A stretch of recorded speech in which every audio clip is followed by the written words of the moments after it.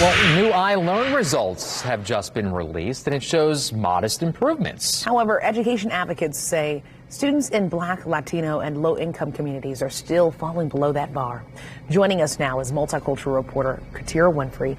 Katira, this is a big issue many parents are talking about. Many are talking about it, but it's not as grim as you might imagine. Now, if you take a look at the 11 school districts in Marion County, 9 of them saw the achievement gap grow in Black and brown communities. But advocates say, with the Mind Trust, it's not all grim. Charter schools and IPS, both with large minority populations, saw achievement improvements.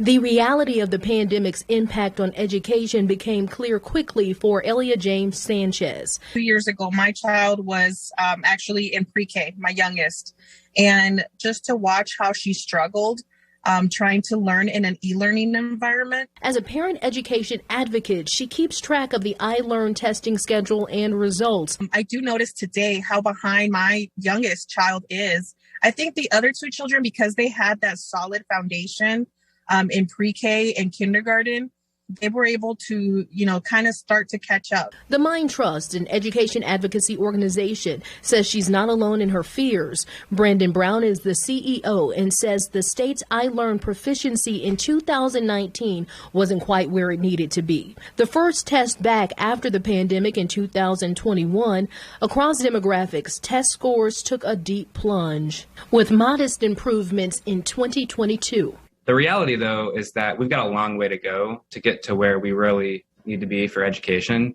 The data also showed improvements for IPS and independent charter schools. Black, Latino, and low-income school students saw proficiency gains that surpassed the state average.